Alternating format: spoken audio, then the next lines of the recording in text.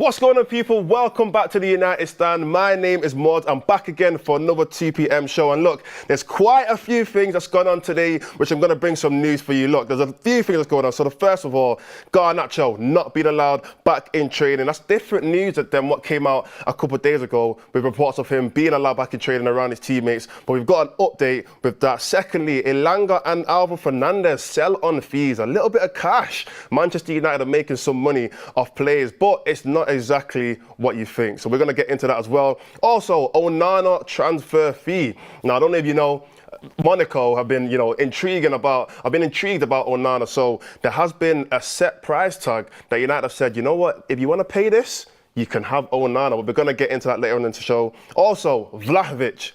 We've been speaking about this player for a while now, as you know, a Juventus striker.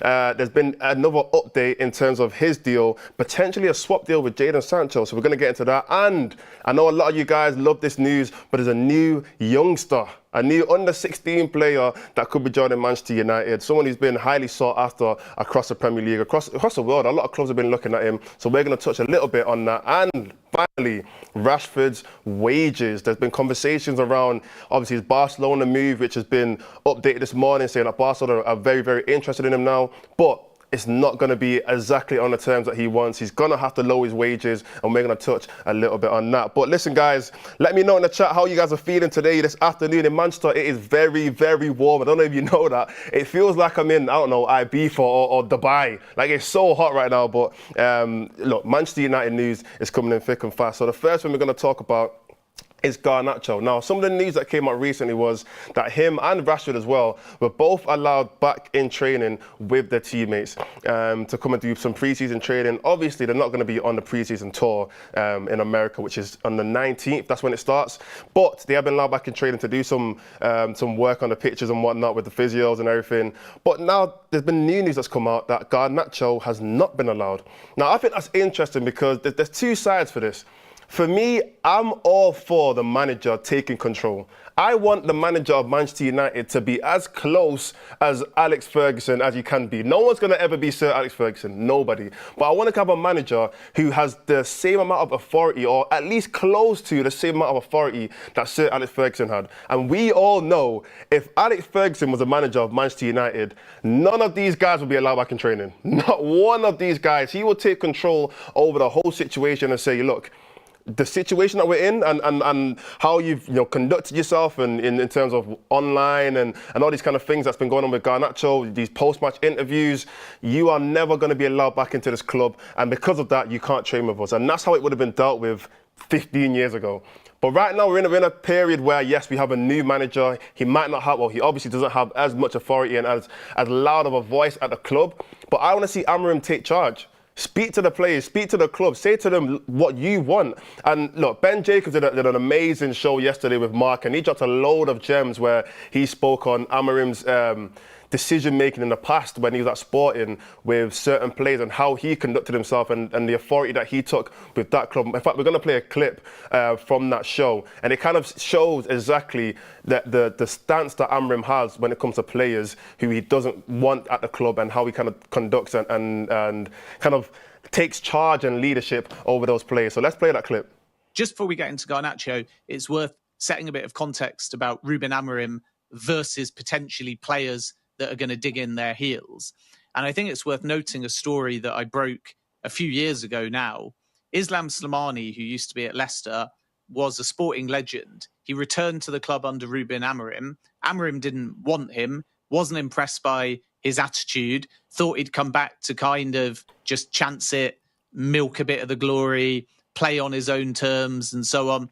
And Amorim really quickly was unhappy with his application in training.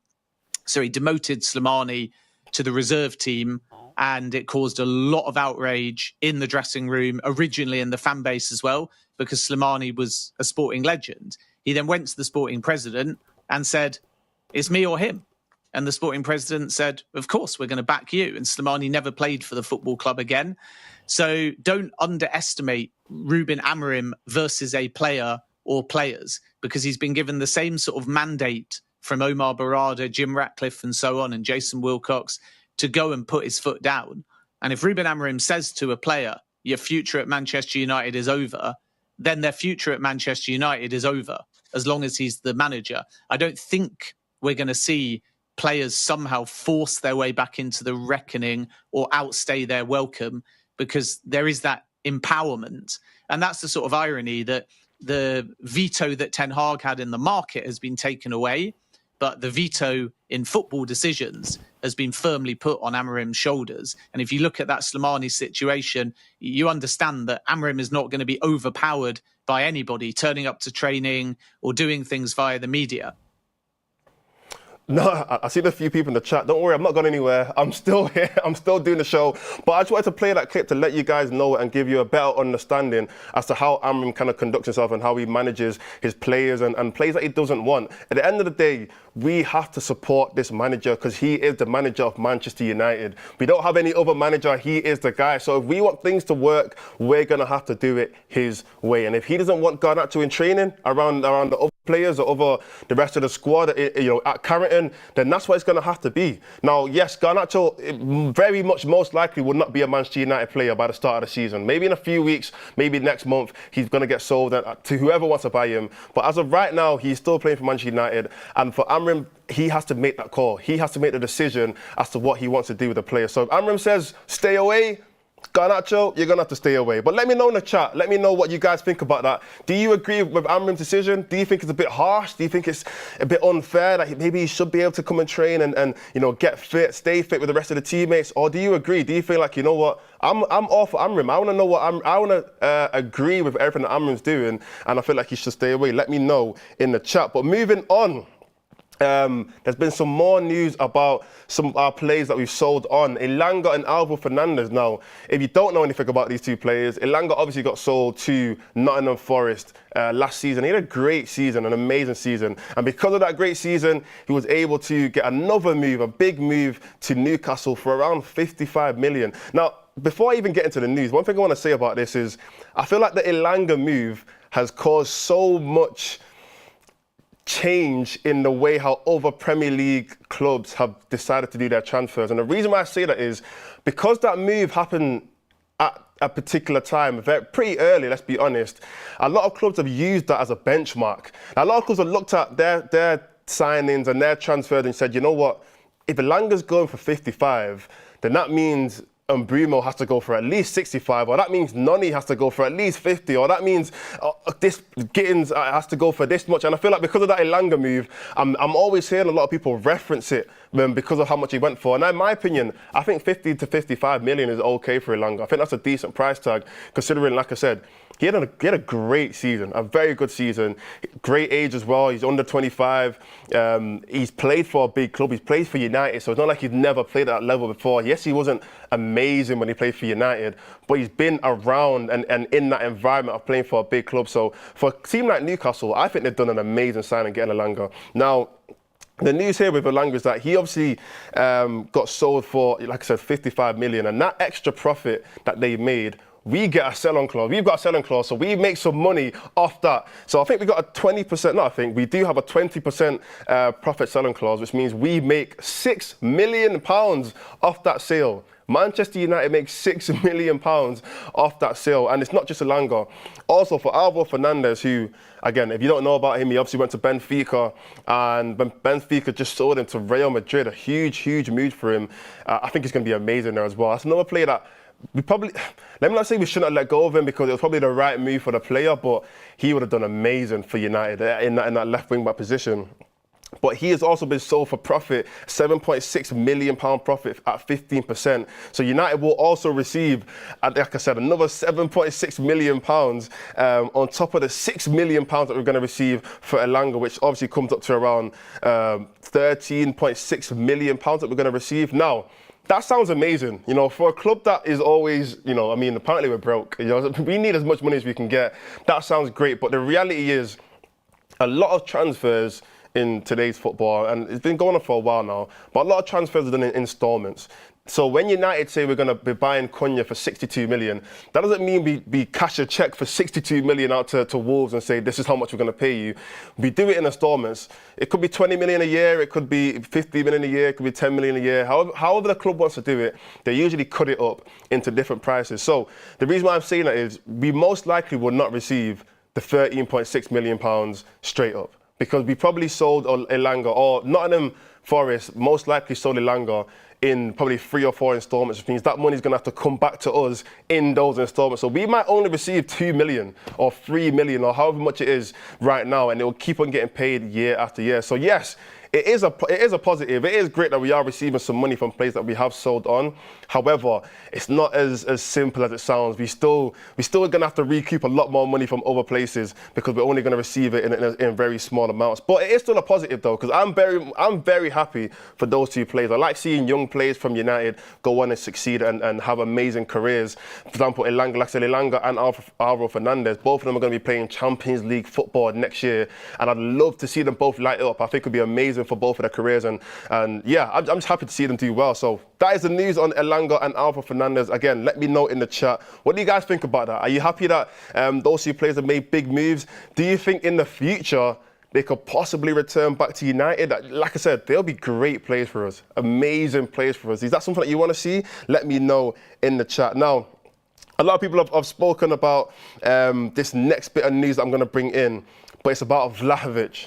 Vlahovic. I feel like I've said this guy's name or heard this guy's name so much in the past year. But there's been some more news on Vlahovic. Now, again, if you don't know who he is, he's a striker. He plays for Juventus. Juventus currently are not keen on him. They kind of want to get rid of him. He is a little bit. Let me not say a little bit. Actually, he is very much injury prone. He very much is an injury prone player, and that's probably one of the reasons why they want to get rid of him. But he's 25 years old. He scored 17 goals last year in 44 appearances. And like I said, he's a striker that's in the market, and Manchester United are desperate for a striker. That is the reality of the situation. We're not going to, most likely we're not going to get Gyökeres. We're most likely not going to get Osimhen or Ekitike or any of the other big strikers out there. So right now, it's looking like Vlahovic might be an option. Now, with the whole Sancho situation and him obviously being or agreeing personal terms with Juventus, there is the chance that there could be a swap deal in the conversation. There could be a deal where we do give up Sancho, which we're going to get rid of Sancho regardless. He has to leave United this summer, but Vlahovic also has to leave Juventus. And if both clubs come to a deal and come to an agreement, that is very much likely as to what's going to happen. So the problem with Sancho is, and I'm sure you guys have seen the news that's come out recently, even though they have agreed on personal terms, there has been a little bit of a tug of war with a 4.3 million severance package. Now, pretty much all that means is Sancho wants United to pay him £4.3 million. For whatever reason, whether it's the wages that's left over on the contract, bonuses, whatever it is, Sancho wants an extra £4.3 million. Now, look, if I'm Manchester United and this is the best option that we have for Sancho, I'm saying, you know what? Pay it. Just take the money. We received 5 million from Chelsea anyway. Chelsea gave us 5 million just to take him back. So 4.3 million off. I think that is a price. Take him. We're gonna have to get rid of him regardless. So I think that's maybe we can look to 4 million, keep 300k. I don't know, but that is the deal with Sancho and Vlahovic. But let me know in the chat, do you feel like that is a good deal? Would you swap Sancho and Vlahovic? Would you bring Vlahovic to United as a striker? He would obviously have to be the starting striker for us. We don't really have anyone who would really battle for that place, in my opinion. But would you take Vlahovic over Sancho? Send in your super chats. Let me know exactly what you think about that. Super chat here from Stephen O'Callaghan. Why did we sell Alvaro? Saw him play, absolute baller. I agree. I think he's an absolute baller. Again, I always say this, that in hindsight, it's very easy to say this. Like sometimes when we have young players in a team and they're not getting the best opportunities, they're not getting the best or the most game time, it's hard to really appreciate how good they actually are because they're not getting that opportunity to play every single week. And I feel like Elanga and Alvaro Fernandez are 2 examples of that. Elanga went to, obviously, Forest. Alvaro Fernandez went to Benfica. Both of them had huge amounts of game time, pretty much starting every single game, and were able to go and prove themselves at different clubs. So I think that's probably the reason why we sold him. But I agree, though. He is an absolute baller. And like I said, if in... I mean, he's going Real Madrid. It's going to be hard to take a Real Madrid player off them. But in maybe 6-7 years, I don't know, if United are back on top, I always say this, look, Alvaro, you're welcome home anytime. You're welcome home. Another super chat from Scott W. How can we let players who disrespect Amorim ask for a new challenge back in the fold? What message does that give? Alex Ferguson did it with much bigger players. I agree. Like I said, I agree. If Alex Ferguson was here, none of this would happen. It wouldn't even be in the news. It wouldn't even be a conversation. Everybody would like, oh, Garnacho and Rashford are not allowed to trade in. That makes sense. Yeah, that sounds like something Alex Ferguson would do. So, yeah, I agree. I think Amorim, he needs to take that authority, and the owners, you know, Sir Jim and all these other guys, they need to say to Amorim, we have your back. We're going to allow you to do whatever you need to do to manage this club. Because at the end of the day, culture and respect in a club is big. You need a club where the players respect the manager to the utmost. We can't have a club where the players kind of feel like they've got more authority, or the players can kind of do what they want and just get away with it. Because I feel like we've had that numerous times in the past, whether it's been under Ten Hag or under Oli or under Mourinho. We've had them kind of situations where players have kind of had that player power, or whatever you want to call it. We need to get rid of that. We need to get rid of that, and we also need to get rid of the players that feel like they have that. So, yeah, I think we need to take some, or Amorim needs to take some control, take some charge over Manchester United. But good super chat. Another super chat from Mario Cabrera. I would take Vlahovic for Sancho right now. Do that deal now. Look, I feel like a lot of people would agree with you. A lot of people would agree with you in that sense, because Sancho for me is never going to be a United player ever again. There's not even a conversation about whether or not he can be a United player. In fact, I don't know if Sancho would make it at a top Premier League club right now. Because he tried it at Chelsea, it didn't work. He tried it at United, it didn't work. After those two clubs, it only goes up. Arsenal are a better team than us. Liverpool are a better team than us. City are a better team than us. I can't see him going at one of those teams. So if he was going to come back to the Premier League, he might have to settle for a Villa or... I'm not saying Brighton. Maybe he might do even a Brighton. Let's be honest. He might have to settle for one of those, like a Bournemouth or something like that, where it is a lower level, but he's able to play consistently and do a good job. So yeah, I think Sancho for me is done for a United career. And if he wants to go and play at a big club, he's gonna have to go to another country, which Juventus is probably one of the best options for him.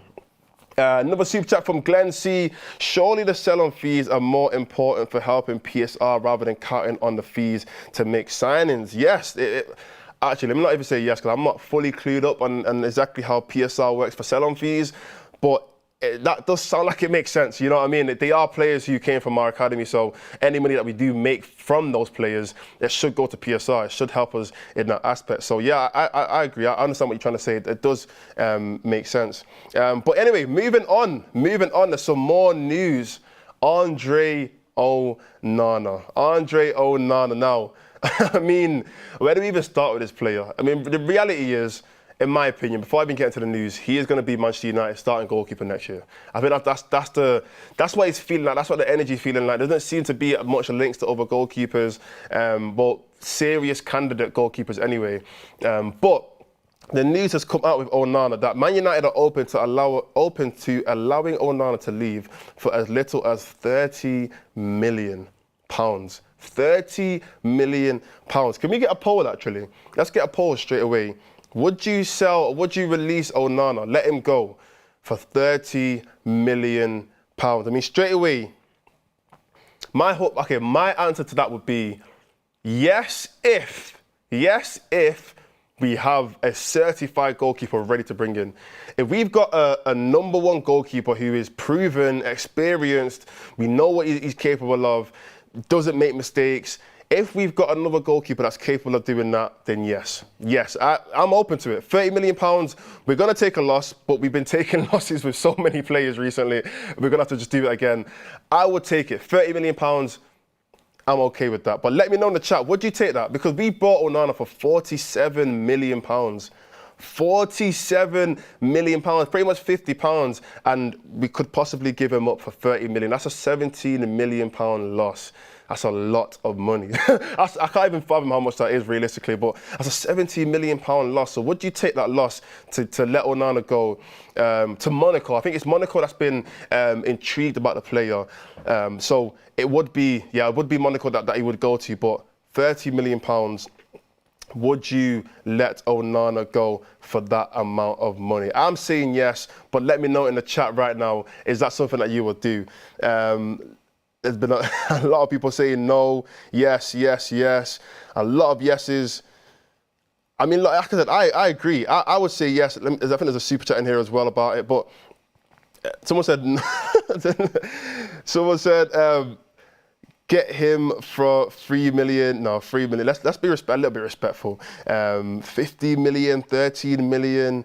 Yeah, I think it's, yeah, I would say, yeah, I would take it, £30 million if we have the right goalkeeper to come in. But yeah, I think it makes a lot of sense because, like I said, Onana for me is, I've always said this from last season, Onana for me isn't our long-term goalkeeper. I think in the space of a year's time, maybe even by January, if he makes mistakes from August to January, we might have to move quick. We might have to do, because the amount of points that it loses and also the amount of confidence that it takes away from our defenders and it takes away from the whole team. Not having a reliable goalkeeper is difficult for players to deal with. So for me, January next summer, we're gonna have a new goalkeeper in, regardless. Anyway, so whether we do it now or we do it next year, if we're gonna bring in the same player anyway, just do it now. Get that new player in, and give him some time to play. Let him come to the club. But yeah, some people saying 25 million, 5 million. Let's be realistic, not 5 million. 25, 20, 25. I would. Mario Cabrera says I would take a $20 million loss to get him out. 20 million, well, I'm gonna say pounds, £20 million loss to get him out. I mean, come on, let's be sensible. Let's be sensible with our money. But I understand the frustration. A lot of United players, a lot of United fans are pretty much done with Onana now. They're not really in favour to keep him in for any longer. But yeah, that is the Onana news coming out. Let me just see the poll before we move on. Actually, 95% of people said yes, they would move on from Onana for £30 million. But look, Monaco, the owners of Monaco, I don't know what your names are, but if you're watching this, we all agree. Yeah, we all agree. You can have him for £30 million, and yeah, we can move on from this Onana drama that's been around the club for 2 years now, and we can get in a serious goalkeeper. But look, one thing I want to say quickly before we move on, there's been so much conversation around the world of football outside of Manchester United. And if you didn't know, there's a whole nother channel. There's a whole nother channel called That's Football, which Mark talks every single day about transfers and everything to do with the world of football, whether it's the Noni Madueke stuff with Arsenal, the Gibbs White stuff that's coming out recently with Tottenham and Forest, the Elanga news, everything that goes on in the world of football.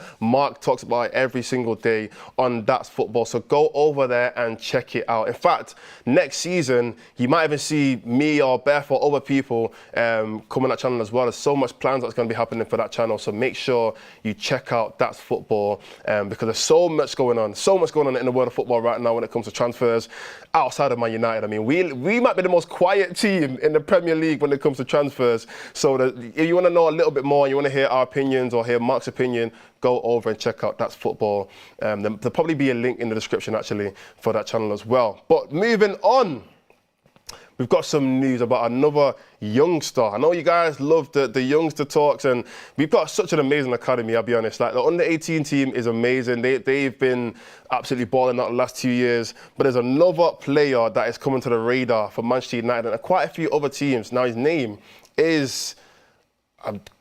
his name is Seth Region. I'm trying to pronounce the last name properly, but his name is Seth Region. I hope I'm pronouncing that properly, actually. But I'm going to say Seth Region is a 16-year-old midfielder who plays for Fulham right now. And there's a load of clubs after him. Go and Google him, actually. Do a lot of your research. Go and Google him. He's a midfielder. There's a picture on the screen right now. And this season, in fact, in February, he made his under-21 debut. Bear in mind, he's 16 years old. He made his under-21s debut for Fulham, and he actually scored in that game. So this is a player this is a serious player. He plays for the England national team as well for his age group. And like I said, there's a highly sought-after player, and Manchester United are looking whether to bring him in, possibly for maybe next season, or even they're going to monitor him and keep tabs on him. But let me know, is this a player that you're interested in? Maybe some guys in the chat might know a little bit more about him, but his name is Seth Ridgeon. Just keep an eye out. Keep an eye out for this player, because you never know, the next year or 2 years when his name starts popping up, you remember that you heard about him on United stand, and there's a player that United possibly could have brought in. But I think he's, from what I've seen from him, a little bit of research that I've done today, I think the news came out today or yesterday, the little bit of research I've done on him, he is a very, very talented player. But another youngster that could possibly come to our academy. I mean, we've been bringing in a few players from our academy. I mean, Chido, Obi, Aiden Heavens coming to the first team pretty much straight away, same with Chido. But yeah, when we bring in these youngsters, we know that they're going to do well. So yeah, make sure you look out for Seth Ridgeon, another youngster coming to the academy. Just keep an eye out for him. But also some more youngster news. There's been some squad number changes. I saw someone put in the chat before, but there's been squad number changes to some players. The first player is Chido, has moved from 56 to 32. Now, for me, I'll be honest, it doesn't mean a lot. It doesn't mean, like, if he moved to number 9, then I would have said, you know what, fair enough, that's a big change. But I know some people like this kind of news, so I thought I'll bring it in anyway. But Chido Obi has moved from 56 to 32, and also Tanner Fredrickson has moved from 55 to 33. In fact, let's have this conversation. What do you think the future is for the youngsters in this team? What do you think the future is for a player like Chido, a player like Tyler Fredrickson, a player like Harry Amas, Shea Lacey? Let me know, what are your opinions on these players? Because we saw at the end of last season, because of the injuries and whatnot, we saw Harry Amas get some minutes in, we saw Chido obviously get some minutes in, and obviously Tyler Fredrickson. And in my opinion, those players actually did very well. I thought they actually performed to a decent level. Yes, they're not the finished article, and they definitely still got a lot of work to do. And I don't want to put any pressure on them to say they should start every game or whatnot, like some other fans are doing. But I think that there is huge potential with these players. Let me know, what is your opinions on these youngsters, and how well do you think they're going to do next season? Do you think we should be taking precaution in, letting them have only a couple of minutes here and there when it's needed, or do you feel like they should be involved heavily with the squad in a good rotation? But I'm going to read out a couple of super chats. Super chat from the K-Stone. I'm not really confident in Amorim's tactics, but I do respect how he's getting rid of the poster boy culture, especially for bang average players. Glory, glory, Man United. Yeah, I like that super chat a lot, because I agree. We need to kind of move away from this whole, this is the face of Manchester United, because we should have left that back in 30 days, because we haven't really had a player, in my opinion, that has actually lived up to that standard. And we've had loads of players come in for big money signings. And I mean, look, we brought in Pogba for what, 80, 90 million? We brought in Sancho for 70 plus million. We've had Rashford, he's been the poster boy for a long time. We've had other players who have kind of been this face of Man United. In my opinion, none of them have really lived up on a consistent basis. I'm talking about 2, 3, 4 years in a row of playing to that high standard. So I agree, I'd rather we get rid of that poster boy culture and just have players that just have a stronger desire to just want to be better and want to improve and want to play for the team. And Amorim needs to bring that kind of mentality to Manchester United. So a great super chat, I like that. Another super chat here from, if my laptop's up, yeah, from Nolan. Nolan, I'm going to call you Nolan. Yes, why not Sancho and Rashford also deadwood out? I'm assuming you're talking about Sancho going to Juventus. When you send in the super chat, let me know the context of what you're talking about. But Rashford and Sancho also, I'm assuming you're talking about them leaving the club. But yeah, get the deadwood out, I agree. Another super chat from Tom McBride. Buy more kids and Sir Jim will have to build a nursery at Carrington. Look, I mean, fair enough. Fair enough. But I think I think we've got a great academy. We've got good youth players. And at the end of the day, as United, we take pride in our academy. We've always done that. And we've always had players that have come through and have shown great talent, great mentality, and have gone on to do great things, not just at United, for other clubs. So I think bringing in great young talent, you're forgetting if you look at the United team, we don't actually have a lot of players in the squad that are from the academy. I mean, you look at Mainu, who's really the only player that I could say would start a game from the academy. Other than that, I'm trying to look around and think who would actually start a game for United who's come from my academy. There isn't a lot. There really isn't a lot of players in there. So bringing in these younger players in the next few years, I'd want to see a few more players in that conversation. I mean, at one point we had McTominay from the academy, we had Rashford, we had obviously a few years back we had like Lingard and Pogba and obviously Garnacho, we bought him, but he's still technically from the academy. Now it kind of feels like most of those guys are gone. So I want to see a few more players come into the first team and have different options. I mean, the last thing we want is for that record, which was I can't remember how many years, but like 80-something years where we've always had an academy player in the matchday squad every single game. I'd hate for that to end because we kind of just abandoned our academy. We abandoned our youth team and we just focused on signing players. I really want that to continue for forever, pretty much. So we're going to need to bring in some players up from the youth team. But yeah, great super chat though. Another super chat from, actually no, I read that one already.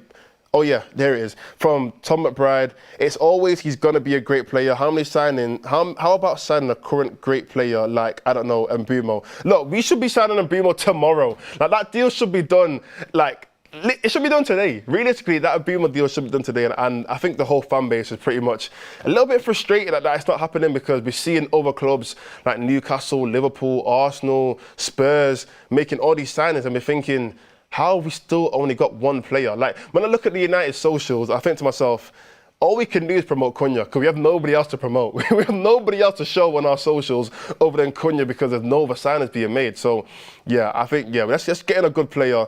Let's get in some new players. And hopefully by the time pre-season starts, we can have an upgraded squad from last year. But listen, guys, the show has come to an end. I feel like we've gone super quick and I've got quite a few topics. There was a couple more, but we'll save them for another day. But thank you guys for listening. Thank you guys for watching. Like I said, look into that football. It's got all the football news that you need outside of Manchester United and United as well, but it's got all the football news you need across the Premier League, across world football. Mark does a lot of shows on there. He does show literally every single day. So follow the socials as well and stay tuned for that channel.